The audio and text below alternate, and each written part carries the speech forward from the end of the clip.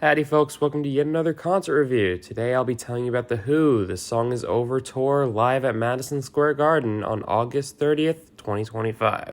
Now some of you may remember that I already saw The Who back in 2022 on the Who Hits Back tour. However, this is supposedly their final tour, so I figured I should probably go regardless.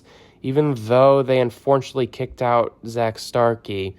Thanks, Roger!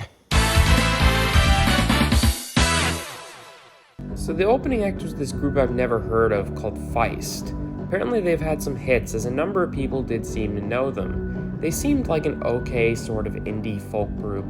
One thing I will say though is that their set was long. At least it felt that way to me. I think it went on for like a good hour. Not what you'd expect from an opening act. But hey, I suppose they're popular enough that they can get that long of a set even as an opening act. Also, as you can see here, they made a weird usage of the screen behind them.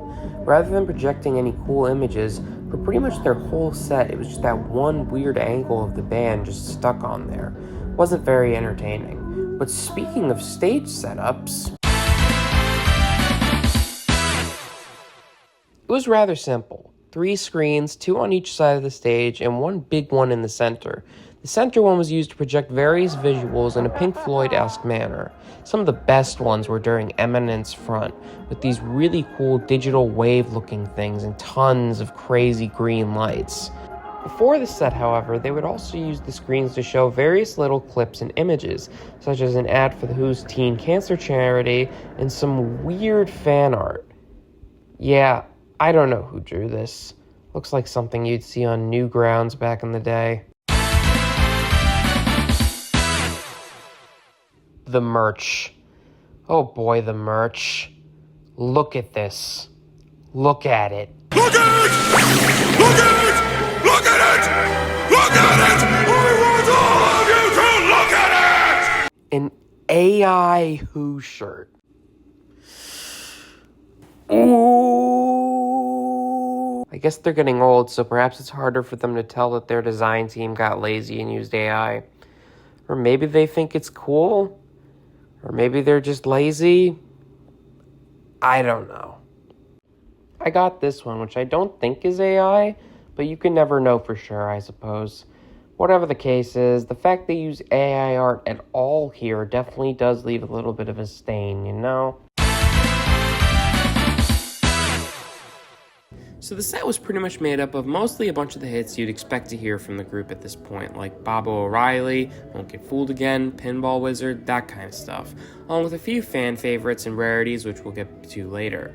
Unlike the Who Hits Back tour, there is no orchestra backing up the band, so here you're just getting the band.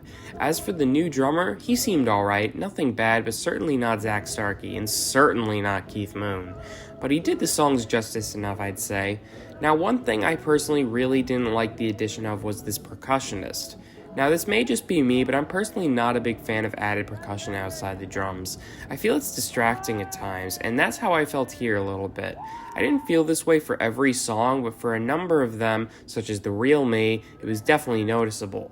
It wasn't that bad, but personally, I definitely could have done without the added percussion. Still, that didn't take away completely from the main band, who were still able to mostly hold their own throughout the set. Pete did plenty of great windmills, which is nice, and Roger sounded pretty damn good for his age. There were a few minor but noticeable fuck-ups in there too, such as Roger flubbing some of the words on Won't Get Fooled Again, but really it wasn't anything worth getting mad over, and they overall put on a pretty good show. Which leads me to... Now, most of the highlights I'd say were the aforementioned rarities, as they were pretty damn cool here. There were some more common songs I'd like to highlight as well, such as the opening 2 numbers, I Can't Explain, and Substitute.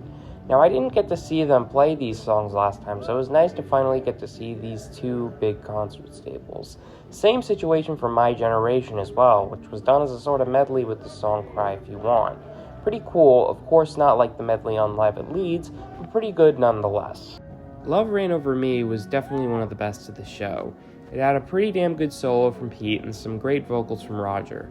I also love the blue lights they have on during this song. They had them at the 2022 show as well, and I think they really fit the vibe of the song. The projected water-like visual on the screen too was a nice touch, although I think that also should have been blue. Okay, so now for those rarities. Long Live Rock was done here for the first time since 2014 according to Setlist FM, and boy was it a great addition. Super fun rock and roll song with very catchy lyrics about the band's early days playing at the Astoria.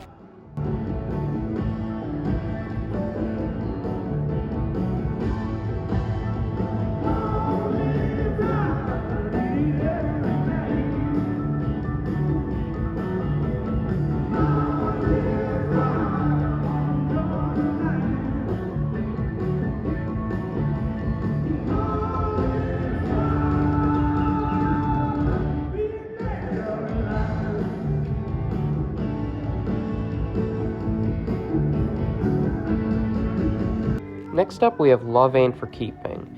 This is a song off of Who's Next, and definitely an underrated track in my opinion. This song was used to open some of their shows back in 1971, and both here and back then they did the song electric, whereas the studio version is acoustic. Very earthy feeling song, and it had some cool visuals on the screen referencing the Who's Next cover art.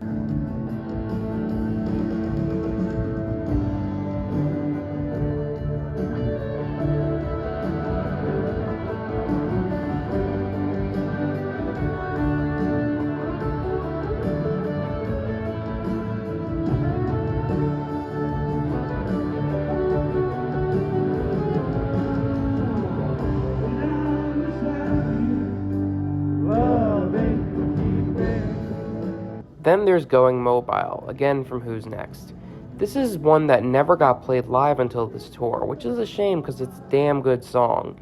Here they decided to have Simon Townsend sing the song instead of Pete, and overall it sounded pretty good. They also put Roger on harmonica, I guess sort of adding to the song's on the road sort of feel.